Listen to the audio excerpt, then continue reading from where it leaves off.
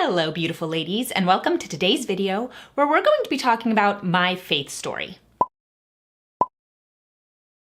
So as I've talked about on my channel quite a bit, I'm Jewish, and I would say that my faith has taken quite a journey to where it's at now, and I'm looking forward to where it's going to go. So I really wanted to share with you guys a little bit about my story because I grew up Orthodox. Right now I would say that we are Orthodox aspiring. We're not actually Orthodox as of right now, although we believe that the tenets of Orthodoxy are what we should be keeping. But there is a story for me for how I got to this point and how I know where we're aiming for. And I really wanted to share it with you because faith can be something that is really hard for a lot of people. And living in a society where faith is a lot of the time looked at as something that's kind of silly and something to be brushed aside, it can be hard to deal with your doubts when it comes to faith. And I definitely understand that feeling. So I really wanted to talk about my story when it comes to faith, my journey, and really just share with you guys where I was and where I'm at now and where I'm going. So let's get into it. So I grew up Orthodox, and what that means is that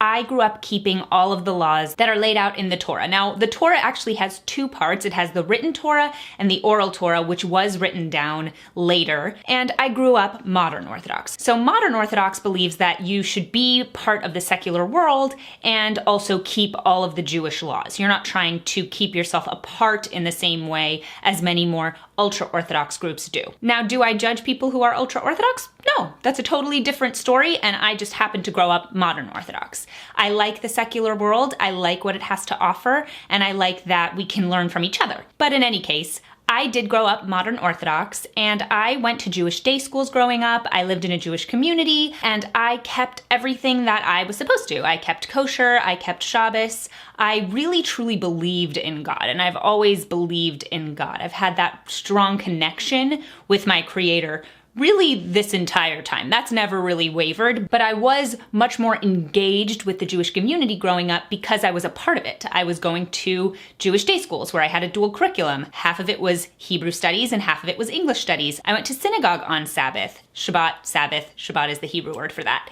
And so I was really keeping everything. I was pretty strict with my own modesty. I only wore skirts that covered the knee. I only wore shirts that covered my shoulder and were actually a bit longer than that. I didn't really wear anything that was more than a few inches lower than my collarbone. I was pretty strict about my standards of modesty. And I was living at home. I mean, I was in middle school and high school, so I was definitely living a much more Orthodox lifestyle. Then when I went to college, I was still observant, but it was an entirely different experience for me.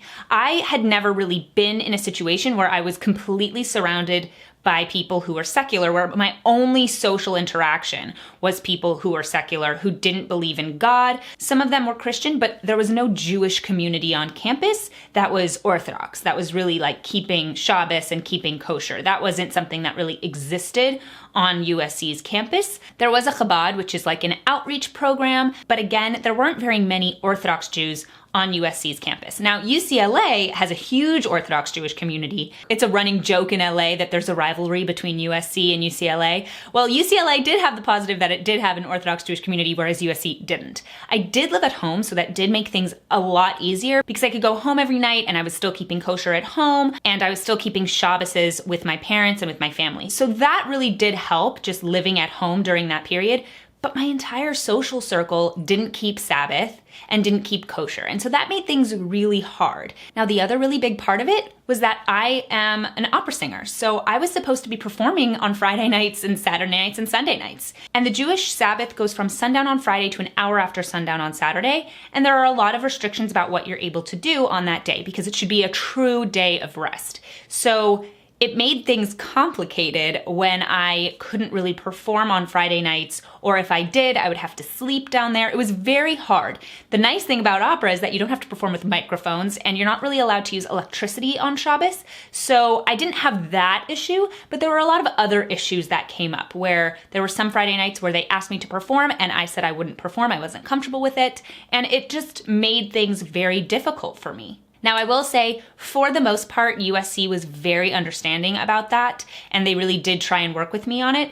but it was something that I kind of knew in the back of my head that it was going to come up and come up and come up throughout the course of my opera career, that I would have to perform on Friday nights. And was I comfortable with that? Because that was my Sabbath. And even though there were sort of loopholes that I could use to do it, it was something that I really struggled with, because as I got older and as I wanted to be a mother, I didn't necessarily want to be away from my children on our day of rest. So this was something I was really struggling with while I was at USC, which, by the way, I don't know if I mentioned is University of Southern California, but it didn't shake the core of my faith. I was really comfortable with being Orthodox. It was a little tricky for me, but I was okay with what I was doing, and I still had that really strong belief in God, and I enjoyed observing the laws. So it wasn't a huge problem until I got to New York. So New York was the big game changer when it came to my faith journey. When I got to New York, I auditioned for the opera at my school, at Manhattan School of Music, and I was immediately offered a main role in the opera, which was really hard to do as a first year entering Manhattan School of Music. It almost never happens.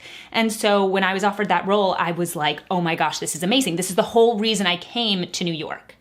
But I got the call that I had to perform on Friday night. And at this point, I really hadn't performed on Friday nights yet. So this was a big step and a big choice for me. Did I want to take the role? Did I want to stay at this grad program where I was never going to be able to perform if I didn't perform on Friday nights? And so I made the decision at that point that I was going to perform on Friday nights. I was going to work on every loophole. I walked to every rehearsal because I wasn't allowed to get in a car. That's like another part of the electricity thing. I wouldn't use any electronics when I was there. I couldn't really write down with a pencil. I was really keeping as much of the law as I could, but I really wanted to perform. And that was the first step of me feeling really shaky with my faith. Now, that was only part of it, because my belief in God at that point didn't change. I had a really good relationship with God. I felt very strong about my relationship with Him. I felt very strong about my relationship with observance. I understood that I was sort of playing a little bit fast and loose with the rules, but I was trying my best, my very, very best, to avoid breaking any of the laws that really, really mattered. And it wasn't until I was living on the Upper West Side in New York, and I was trying to be a part of the Jewish community there, which is a lot of singles. And I ended up dating a couple of really bad guys. And that, I think, was the beginning of me wanting to take a step back from my observance. And it was a big mistake, because I think I could have found comfort in God in those moments, but instead I blamed God and Judaism for making those men bad. Now, this is a very, very big problem. Relating a religion with one person's practice of it doesn't make sense, because these two men said that they were Jewish and were practicing and were Orthodox, but were not really living it out. And that was the big difference. Orthodox Judaism isn't just about rituals. It's not just about laws, which are incredibly important, but it's also about having an ethical and moral basis so that those rituals and laws deepen your faith and deepen your practice. And when these two guys said they were Orthodox Jews, I just believed them. And that was the big problem, because the fact is, even if you're keeping Shabbos and kosher, but you're a bad person, that doesn't make you an Orthodox Jew. You're ignoring the base of what everything else is built on. And I couldn't comprehend that at the time. And I was so upset that I had dated these two bad guys, that I had been put in bad positions, that I decided to take a step back from my faith. Now, I knew that I always wanted to marry a Jew. I knew I wanted to raise my children Orthodox. So what's funny is that when I did that, it really didn't change kind of that base level of, I still believe in God, I still believe in Orthodox Judaism, but I just couldn't practice it at that moment. And also at that time, I couldn't wrap my head around the fact that God can still love you even if you're not practicing every single thing, as long as you're still making a journey toward being more faithful, being more observant, being more religious. And so when I took that step back and said, I can't do this right now, I felt like I had to pull away from God too, even though that wasn't the case. I could have kept my relationship with God and said, okay, I need to take a step back right now, but I'm planning on coming back. That is part of the plan. I just felt simply too guilty to still engage with God. It was a small period of time where I really just didn't relate to God at all. I didn't talk to Him. I didn't pray, because I just felt like I don't deserve to. I have not done right by Him. And that's wrong. I made a huge mistake when I did that because God loved me anyways. He loved that I was trying and struggling and working to be a better person. So that was something that I learned after the fact, that, oh my gosh, I still have a great relationship with God right now, even though I'm not perfectly observant, even though I'm not even close to perfectly observant. And that makes me want to become more religious, want to become more observant, because my relationship with God is not based on discipline or fear in the same way. For me, it's based on love. And that really helped when I did realize that this was a journey and I am planning on becoming more observant over time. So all of this happened, and then I met my husband. And I was introduced to him, and he grew up Reform. He really wasn't keeping much of anything. But I told him when we met, even though I wasn't really keeping too much either, that it was very important to me that I become observant by the time I have children, and that I be Orthodox by the time I have children, that I marry a Jew, all of that. He was so on the same page, it was crazy. Given that he grew up Reform, I would never have known that he would be interested in even trying to become more observant, but he had been on his own faith journey, which was fascinating. I should have him tell his story because it's amazing. It's better than my story. And he was the one when we met that made me feel so much more confident in this decision, that we can do this as a team. We're gonna become observant as a team. It matters to us both. This is something we want to imbue in our children, make them love Judaism the way that I used to and the way that he wants to. And that is where we're at. That feeling of, okay, this is a journey. We are here, but we're not gonna stay here. We're gonna move this way and this way and this way and get closer and closer to God over time. And I wanted to address a little bit about the rituals of Judaism, because the rituals of Judaism aren't just fun magic stuff. That's not a thing. The base of Judaism is ethical and moral behavior and those rituals which deepen it and deepen your faith and deepen your connection to God and deepen your connection with your community. These two things for Orthodox Jews go hand in hand. You have to do both to really reach your potential as an Orthodox Jew. And a really good example of this is prayer.